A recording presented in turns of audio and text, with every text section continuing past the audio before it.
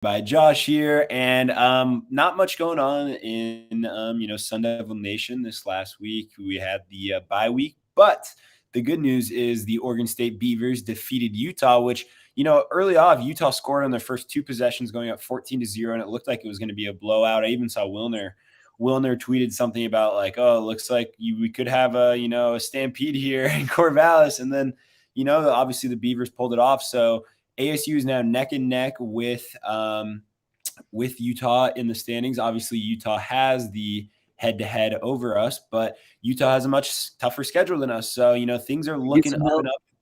Sorry, we get some help from UCLA this coming week.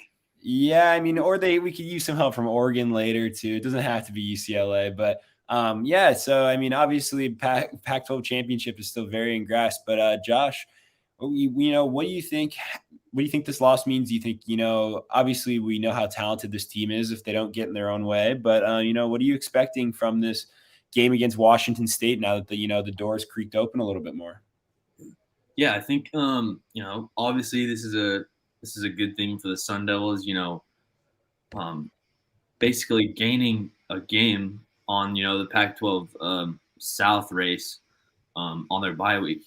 So obviously other teams are going to get a bye week maybe down the road if they have already had it, and that's going to leave the way for Arizona State to kind of be in a spot where they need to make the right moves. But for right now, obviously it's good. We're back in we're back in a position not where we control our destiny just yet, but we're up at the top of the Pac-12 South. That's where this team should be. That Utah loss was tough, but I think this bye week and just not only did Utah lose, but every other Pac-12 South school that played lost. So it's just a good week for the Sun Devils and for Herm Edwards and company. I think we needed this week. We kind of needed a period of time where we can go, look, we're kind of at the halfway point in the season. We played some good football. There's been stretches where we played some not good football. And, on Bickley and Murata today, I was listening to him, and that was one of the things he talked about was, this week was really good to kind of just not hit reset, but just talk to the team, talk about all the issues that have really ladled them, this far into the season, penalties, and just get your head around what needs to be done and what needs to be fixed moving forward, because this is about the only grace period, the best grace period you're going to get. You're getting a week off, keep your legs fresh, and get a couple guys back. Chase Lucas, Johnny Wilson are going to come back, and Evan Fields is a game time decision. But this is what this team needed right now to hopefully really fix some of the mistakes that have just given the other team an advantage in certain aspects of the the game. And I think we can hopefully put together a little bit better football team moving forward. Yeah, I mean, Edwards said today at his press conference that they got a lot of guys back. You think they got a lot healthier this week. He said he joked about the players that are out for the season. Obviously, we're not getting those guys back. And the two people that we really missed were Chase Lucas and Evan Fields, and it was pretty evident as the game went on when our defense got no pass rush that our DBs were just making not letting up big plays, but not making any plays at all against Utah. We really missed because those two guys aren't really just Chase Lucas is one of the best players on our team. So is Evan Fields. So those two, Darian Butler, to sprinkle in a few guys on the defensive line too. And, those are some of our 5 best players on the defense. And I mean, you miss one, you can kind of throw in some repairs here and there. And when you miss 2, it's really evident when you're missing half your secondary for an entire game and against someone who's one of the best in the Pac-12 too. So I think that was really missing, especially in the second half of that game. But I really think it's possible for Utah to lose again because I don't think they're that good of a team. I mean, as we know, ASU had 48 penalties in one quarter. Obviously, I'm exaggerating, but it was really bad. And in our 2 losses this year, it's been horrible with the penalties. So, it's got to get better. And I'm really hoping the bye week came at the right time, coming off a loss. That loss kind of got to settle in with the team. They don't get a chance to redeem it for 2 weeks. So they're going to come out hungry. They're going to come out ready to go. And, hopefully they know that like you guys could be undefeated right now. There is nothing stopping you from being undefeated and being a top 5 team in the country right now. There is absolutely nothing. You beat BYU if you don't commit penalties. You beat Utah if you don't commit penalties. You're 7-0 right now.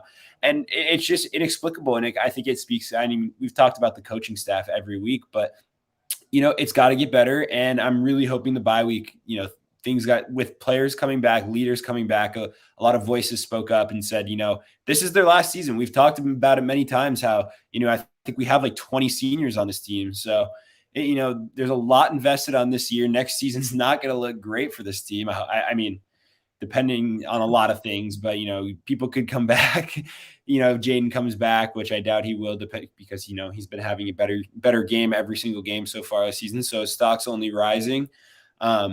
True. So I think a lot of the leaders spoke up this week and, they kind of realized that this is the last shot and, they got gifted that opportunity from Oregon State as well.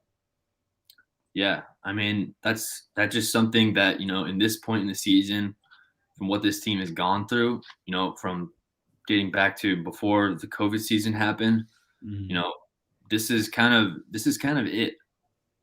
You've made the mistakes and you've been given some other opportunities to where you're still, you still have a fighting chance. And, if we're really looking at this right now, it's to me, it's ASU for the South. It's ASU and Utah. And Utah's schedule is way more difficult than ours, from here on out. And when you just look at the games that we have to play, and I know we'll get into, a lot of our opponents later on in the segments, but when you just look at, the next 2 to 3 teams that we play, there is no reason that we don't go, 3-0, or even 4, or I think it'd be 3-0 heading into that into the Oregon State game, or maybe it's 2-0. But if you drop a USC game or even the Washington game, it could be one of those two because obviously you want to say, okay, USC has talent. Yeah. They do play us well, but they give up points, and especially our offense being as elite as it is in the Pac-12, we are going to score up points. I think it's a matter of if our defense really shows up in the USC game. Yeah. But then you have to think about the Pac-12. The Pac, I almost named the show "Pac is going to Pack" because, we saw it last weekend, and potentially we could see it happen against Washington because we play Washington and then we go on to play Oregon State in Corvallis. And that could be a game where we're totally looking ahead to Oregon State because I think they have been arguably, the hottest team in the Pac-12 right now. And who knows if they could keep that momentum going and just steamroll us. But that could be a game where we play Washington where we just look ahead. You know what I mean? A trap game, if you will. I remember you talking about what was it, 2 episodes ago or 1 episode ago last week, that Washington defense is, couldn't probably name any, star guys like, Kayvon Thibodeau on Oregon, who's, going in the top 3 of the NFL draft. But, they're a team that can play and, that stadium is going to be filled every Saturday or Friday whenever they're playing. So a lot of questions obviously on the line for this team, but we do have one of the easier and lighter paths to the Rose Bowl, and it's just a matter of, are we going to make it happen? Yep. And it would be quite hilarious if ASU ends up beating Washington State at home, which I think they're going to be. I haven't looked at the line. I can look it up in a second, but what the favorites are going to be. Sorry, what is it? We're favored by 2 touchdowns. By 14? 13 or 14. You know what the UCLA Utah game is? Utah is favored, I think, by a touchdown. Yeah, I just pulled it up. Utah's 6.5-point favorite. That seems pretty hefty to me, to be honest. It's pretty crazy, but it'd be quite comical if Utah flipped it twice. They had the 2-game lead and then lost it in 2 games. But their schedule: UCLA, Stanford, Oregon, Colorado. They could very easily lose to UCLA, Stanford, and Oregon. So, obviously everyone's expecting them to lose to Oregon, but I mean, Oregon's always played. Utah has always played Oregon tight, except for that one Pac-12 championship game like 1 or 2 years ago. But Utah looked like a team inspired against us. I didn't watch any of that Utah game, but it's kind of segments into our next segment. Utah playing UCLA is, we just saw UCLA play Oregon in a really tight game. Their kicker missed a field goal early in the game that and obviously ended up coming back to cost them. DTR looked pretty pedestrian, to be honest. Didn't look great. I watched a lot of that game. Oregon's obviously their quarterback still looks pretty dang bad. That team's really talented. Obviously, they lost CJ Verdell, whatever. Sorry if I mispronounced you there, but they're a really talented team. That defense gets after it. Their DBs Oregon's secondary is iffy, but I think that's kind of scary for ASU because it's not like we have really any receivers that have stepped up this year. And we saw that in Utah. Any pass that we did get off was either incomplete or dropped by the receivers to make it incomplete. So, I mean, this Pac-12 championship is really important. I think we've seen why ASU loves to run the ball this year. So, I mean, I think that's pretty evident because of the lack of trust they have in these receivers. And I mean, I don't blame them because like I just said, no one has stepped up and really dominated this. There's been plenty of opportunities to step up. We've seen long balls dropped by pretty much every receiver. We've seen dumb penalties by every receiver tight end. The only player that's like excelled in every game is Case Hatch, the fullback tight end combo. That guy seems to lay a block on everybody that gets in his way. And the announcers now love him and everyone loves him. And I don't know. I mean, I definitely think ASU can. The question is, I mean, can ASU afford a loss in any of these upcoming games? Because, you have a 2-game lead on. I mean, I could easily see Utah losing twice. What do you think? Oh, I totally could. I could see him losing to Stanford and Oregon. Mm-hmm. Stanford, obviously they're not riding the wave they were at the. I mean, that quarterback is still really good though. Yeah, and I think they could do it. Especially they dropped a game, and I say it wasn't close. I would like to see it within a field goal or so, but they lost handily to Oregon State. Especially, I did not watch that game, especially after you said they came up early in a 2-touchdown lead. That's a little similar to something we like to call ASU collapse in Utah. It's pretty embarrassing to be honest, but I mean, it was in Corvallis, which we do have to play in. But you're right. That's another thing when you think about it. The weather in this team, just historically, our bones stiffen up when we get up there in colder weather. I mean, not as bad as the last time we played in Utah, against Utah, not BYU, but it's still pertinent. It's still happening. Mm-hmm. So while we're on our topic too, we're talking about the Pac-12 championship right now and ASU. Is it truly attainable for them? I really think it is. I think of all the squads that we've had over the past let's say 5 or 10 years. Obviously, we're the most talented. We have the most star-studded staff. And this conference has gotten better too. So we're getting national respect.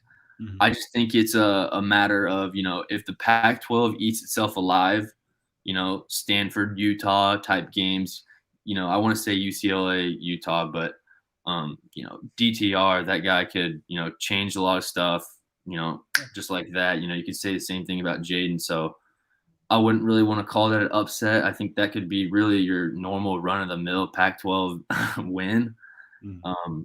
Especially since Utah just dropped one to Oregon State. But I think there's a lot of things that could change what I'm about to say about this ASU team, and maybe one thing regarding them getting into the Pac-12 championship. But I think the real game is it's going to sound weird, but this is just Pac-12. This is just Pac-12 football. I think it's the game against Oregon State. I think we go up there and it's going to be huge stakes. They're going to be doing well in the North, but they're not going to beat Oregon. They know that. So they're going to have nothing to lose, and just want to go out there and just, beat us and ruin our chances.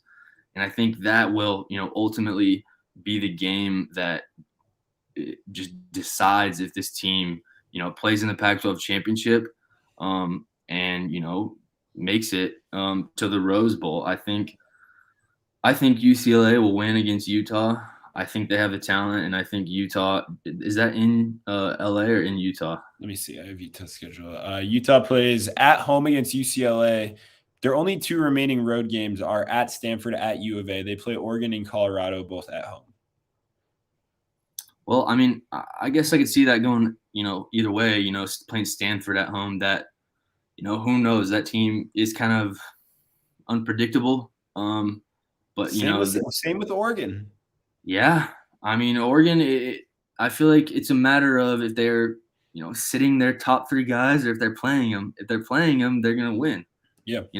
I think they've probably played three games this year without Justin Flo, Thibodeau. He's out for the year, right? Flo? So one of their players is out for the year.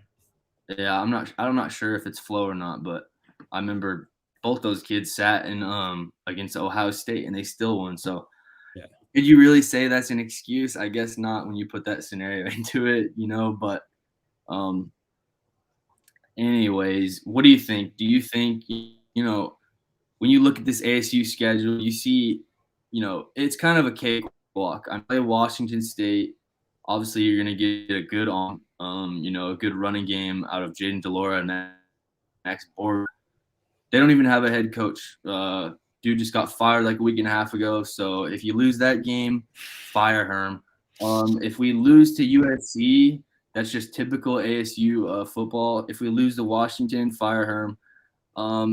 And I mean, that's really it. We really have a cakewalk schedule right now to be in a position that, especially if UCLA beats Utah, it's our destiny is in our hands. And if we blow it, I mean, it's just something that you just got to get used to. I mean, I'm not used to it as much as you are. I know you've been an Arizona sports fan your entire life. We're not going to get into that. Sadly. But that truly is just how, I mean, coming from California, I was not, aware of just the ASU or Arizona in general, I guess, stigma, we'll say, but truly just being a fan of ASU football and ASU basketball the past 3 years, seeing us rise and fall time after time. Yeah. I truly understand what you have been going through. But, hey, the Cardinals are pretty good this year, huh? Yeah, I mean, obviously, the Cardinals have got off to the 7-0 start. But, with ASU and Utah, here, let me ask you this question. Like, do you think Oregon is that good? Like, I'm not that confident in Oregon. Like, or a better way to phrase it is, what team do you think is confidently better than ASU? I'm not saying ASU is necessarily the best, but obviously Oregon's ranked the highest, but their quarterback is probably the most questionable out of, Utah, UCLA, ASU. I mean, I don't know about Oregon State, but I mean, I'm really not that scared of Oregon. If the Pac-12 championship does come around, obviously their defense is very athletic and they have a lot of different playmakers from, they still have Travis Dye at running back and we've talked about Thibodeau, but do you think there's anyone confidently you say is there for sure better than ASU? I mean, confidently, no, because of what I've seen this team do offensively and defensively up until, the point here. But when you think about historically, how per se Oregon has done in this conference, their head coach, the level of talent that they just get every single year, and I mean, I think it's fair to say the penalties that ASU has been getting this year, I mean, that could kill your game in a heartbeat. And I think when you put all those together, if ASU really does make it to the Pac-12 championship, they're going to be playing Oregon by a long shot, or State, if they just pull some wild crap. And Mario Cristobal has been in that situation for the past 3 years, I'd say 2 for sure. He's gonna perform better. He knows what he's doing. I think I think Mario Cristobal is an NFL ready coach. Yeah. He could really take a guy that, doesn't have an elite arm, say like a backup quarterback after your starter gets injured, and he could put together a solid season in the NFL. So I think he will know what to do, with that guy in a Pac-12 championship game, because obviously the defense is going to come to play, and you know it's really a question of, at that point, if our defense and Jaden show up, because the running back group is deep. I think they would put up a good amount of yards to put us in certain situations where Yeah. Jaden has to make the play with his arms or his legs, and I think that would be up to him. Yeah. So, I mean, Jaden is a difference maker. And, this weekend we do have the Jaden v. Jaden show, Jaden Daniels versus Jaden Delora. Jaden v. Jaden. So, I mean, Washington State's been a pretty good team. Their losses are to BYU, Utah, USC, and actually they lost to Utah State on the first game. I forgot about that. But they're 4-4. I mean, they were coming off before losing to BYU last week. They were coming off of 3 wins with Cal. I know Cal's been a huge disappointment this year, but Cal, Oregon State, and Stanford. And, against Oregon State, Delora threw for 399 yards. Borghi hasn't been running the ball that well. His highest game rushing this year is 89 yards. But, they've beaten some good teams. I know you love Oregon State. They beat Oregon State 31-24. And, that's it. They did play in Washington State, but this game's in Tempe, so it gives a little hope for ASU fans. But do you think, what are the odds? Do you think, not necessarily ASU covers, but do you think this game's close? I do. I really do. Obviously you mentioned that they beat Oregon State earlier this year. Even if Oregon State really wasn't playing their best, ball, truly after their maybe 2 or 3 games. They've been pretty good after that Purdue loss, but what was I just talking about? I got a phone notification and I forgot about it. No, I think Washington State, they do pose a threat because obviously, like you said, Delora shows up in big games. He's probably going to show up in this game. Borghi hasn't really been, had the year that he had last year before that, but I think they've been running the ball better as of late. And Herm kind of talked about that today, and he said, this is what he said straight up. He goes, "Hey, look at their conference wins. They have 3 conference wins. Oregon's in the first in the North, and they have 3 conference wins. So, Yeah. These Pac-12 wins, there's no layups. They're all gritty games. You see that in basketball too. Yeah, I know. And even last time we played Washington State, which was, I think Herm said it was like 2 years ago, we won by a field goal. It was a close game. Yeah. You really never can truly predict how these Pac-12 games go. But he also did talk about how this is our first day game of the season. And, obviously the guys are excited about that. Luckily, it's going to be nice too. Yeah. Hopefully it's not this Bakersfield weather right now. I mean, that would be a canceled game, but no, obviously they're looking forward to that. And, let's be real here. We're giving respect to, Delora and Borghi, but let's look at the 2 biggest things right here. They literally just lost their head coach a week and a half ago. Yeah. This program is not in the position to win against ASU, leading the South right now. Mm-hmm. And number 2, we're getting back potentially 3 guys for sure too. If Evan Fields gets back, I think him and Lucas really just lock down, any long stuff that, Delora tries to air out towards them. And I think our defense gets back on track.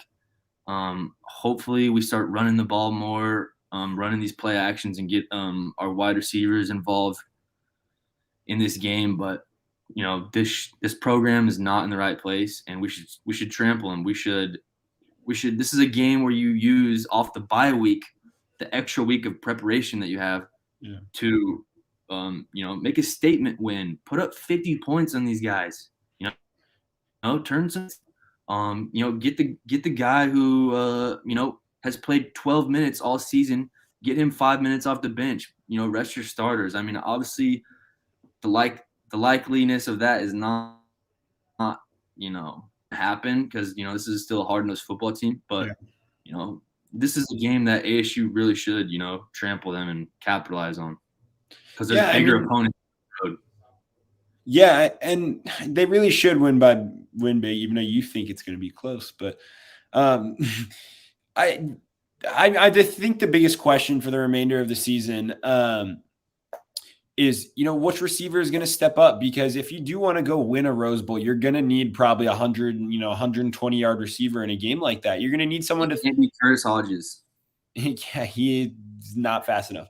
But you're going to need someone to have 8 receptions for 130 yards and maybe some whatever. Maybe it's Ricky Pearsall that we just keep feeding, and someone that ignites the offense. Maybe it's Rashad White out of the backfield if he's healthy ever, if DeMonte Trainum's ever healthy. But we need someone to step up to establish as that number one threat in the passing game. And we do love those quick screens and those, running back screens as well, and those quick little flash screens. But, we really need someone to step up. So we got to see who that is. I think that's the biggest question for the remainder of the year. Yeah. I mean, penalties, coach really can't. That can't be a question anymore, though. There has to be an answer to that. And, I mean, is that fixable by the coach? I mean, this far into the season? Like, what do? Do you sit a guy after he commits X amount of penalties? You make them discipline. I mean, there's ways to make people disciplined, whether it's running them at practice. For every penalty you do, you have to run a mile in practice. Like, and then no one's going to be committing more than one penalty. They're going to be so, because what I think it is like, if you don't know the silent count, let's say like they're running a silent count and we're false starting on the silent count, because we have a million false starts. But if they're false starting on the silent count, they're obviously not prepared well enough and they don't know what they're doing. So there's definitely time they could go home and study what they're doing. I mean, these coaches give out plays. They're not just teaching it at practice and then expecting them to be masters. There's playbooks that go out. There's rhythms. There's, sequences, and everything needs to be learned. And, quarterback has to know what everyone is doing at all times, which is, a lot. But, the offensive line, these are all veteran guys. And, a lot of these mistakes are pretty inexcusable. Yep. I mean, you pretty much laid it out on the line right there. I mean, I think, up until this point in the season, a lot of people might say, the wide receiver group has been our biggest problem. Mm-hmm. The wide receiver group, it's not an excuse, but they don't have to carry as much weight when our running back group and our play calling is this dynamic. Yeah. The real cancer for this team this year has truly been penalties. Yeah. I mean, look at our biggest games and look how many yards we've given up off of purely penalties. Yeah. It's inexcusable. It's ridiculous. It is how you really just lose all momentum, especially on the offensive side of the ball, and just lose confidence, lose games. Hopefully, these problems were fixed in this, week. It's pretty unlikely that happened, but even if you can go out there and only give up, four penalties a game is okay with me. That's honestly a normal football game. Yeah, I mean, they're going to happen, but you can't be hitting double digits every single game. You can't. I mean, you're not going to play at the next level and succeed if you do that. So you got to get a grip on it right now. And I'm just going to tee off the intro for you after. We need a game prediction from you. I was about to say, after you give us your game prediction, we're playing Washington State at home. It's our first day game. 42-14 ASU clobbers them is my prediction. I think they take control of the Pac-12 South. I think UCLA beats Utah. That's my prediction. All right, you heard it here first from Willis. 42-14 ASU. I am going to go with something a little closer, play a little devil's advocate. I'm going to go, let's go 30-21. We'll keep it a one-score game. I think we'll put up points, and I think we will contain Delora in the second half. Obviously, we fell apart in the second half, the last game we played, but we've been a second-half team all year. I say we get back on track. Defense locks in the second half, and the fans at Tempe and Frank Cushfield go home happy. Yeah, and it's going to be a good bounce back game. Like I said, I hope they're all locked in. But that is all the time we have for this week. So come back next week. We will, be recapping this entire game and breaking down the USC game. Maybe we'll have a guest from our favorite show, USC Dash, next week. We'll see. We don't really like those guys that much, so we'll see. But I thank you everyone for watching.